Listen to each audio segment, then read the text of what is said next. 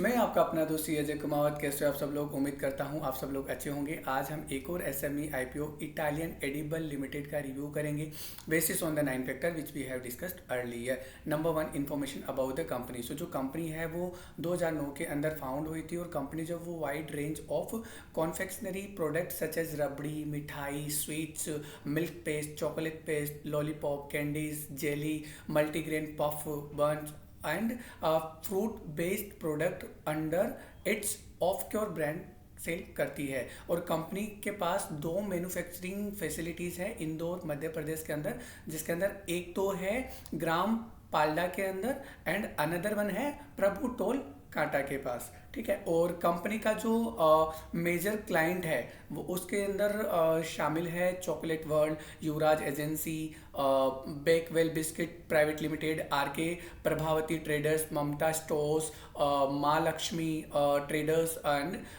Surya distributors. ठीक है। Company presently all over India specifically अगर बात करूँ तो रूरल और सेमी अर्बन एरिया के अंदर सर्व करती है। और कंपनी एक्सपोर्ट भी करती है अपने वेरियस प्रोडक्ट को countries such as Nigeria, Yemen, Senegal and Sudan. ठीक है। नंबर 2, अगर मैं कंपनी के फंडामेंटल्स की बात करूं, ठीक है, तो कंपनी के जो नेट असेट्स थे वो 39.46 करोड़ के थे 2021 में, जो कि बढ़कर 41.55 करोड़ के हो गए 2023 के अंदर। अगर मैं कंपनी के नेट रेवेन्यू की बात करूं जो कि 49 करोड़ थे 2021 के अंदर, जो कि बढ़कर 63.30 करोड़ हो गए 2023 के अंदर। अगर मैं कंपनी के प्रॉफिट मार्जिन की बात करूं 2021 के अंदर कंपनी का प्रॉफिट मार्जिन 1.77% का था, जो कि बढ़कर 2023 के अंदर 4.17 का हो गया है। और अगर मैं बात करूं तो कंपनी का जो प्रॉफिट मार्जिन है वो काफ़ी कम है।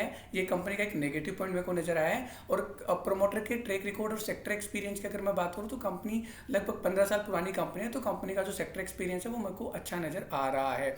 ठीक है। नंबर 4, अगर मैं बात करूँ आईपीओ इशू साइज की, तो कंपनी इस आईपीओ से 26.66 करोड़ का पैसा जुटाएगी। मतलब काफ़ी छोटा आईपीओ है, जिसके अंदर 50% का जो रेशियो है वो रिटेल कैटेगरी के लिए रिजर्व रखा गया। रिटेल कैटेगरी के अंदर 2000 शेयर का लोट है। इशू प्राइस इन्होंने 68 रुपए की रखी है, जो कि इन्वेस्टमेंट निकल के आता है 1,36,000 रुपए का। ठीक है। आईपीओ जो है वो 2 फरवरी को ओपन हो गया था और 7 फरवरी के दिन इसमें अप्लाई करने की लास्ट डेट है। नंबर 5, अगर मैं इशू टाइप की बात करूं तो कंपनी पूरा का पूरा पैसा फ्रेश इशू से जुटाएगी, जो कि कंपनी के ग्रोथ में इसका पैसा काम आएगा। अगर मैं इशू ऑब्जेक्टिव की बात करूं तो company setting of manufacturing unit के लिए plus repayment of certain borrowings and to meet general corporate expenses and to meet working capital की रिक्वायरमेंट को पूरा करने के लिए इसका यूज कंपनी करेगी। अगर मैं वैल्यूएशन की बात करूं तो कंपनी का पोस्ट आईपीओ ईपीएस जो निकल के आता है वो 3.41 का निकल के आता है। और पीई रेशियो की बात करूं तो 19.97 का निकल के आता है। रिटर्न ऑन नेटवर्थ की बात करूं तो 24.50% का निकल के आता है। और वैल्यूएशन वाइज मेरे को कंपनी सही नजर आ रही है। ठीक है। और अगर मैं लेटेस्ट ग्रे मार्केट प्रीमियम की बात करूं तो लगभग 30% के आसपास का लेटेस्ट ग्रे मार्केट का प्रीमियम अभी के टाइम पे चल रहा है, जो कि गेन निकल के आता है 40 से 41,000 रुपए के आसपास। ठीक है। नंबर 9, अगर मैं बात करूं तो ये वीडियो सिर्फ और सिर्फ आपको कंपनी के बारे में डिटेल इन्फॉर्मेशन प्रोवाइड करने एंड एजुकेशनल पर्पज के लिए बनाया जा रहा है। इसके अंदर कहीं पर भी आपको बाइंग एंड सेलिंग का कोई रिकमेंडेशन नहीं दिया जा रहा है। सो मेरी आपसे अपील है, आप किसी भी कंपनी के अंदर पैसा लगाने से पहले अपने रिस्क एंड रिवार्ड का एनालिसिस जरूर करें।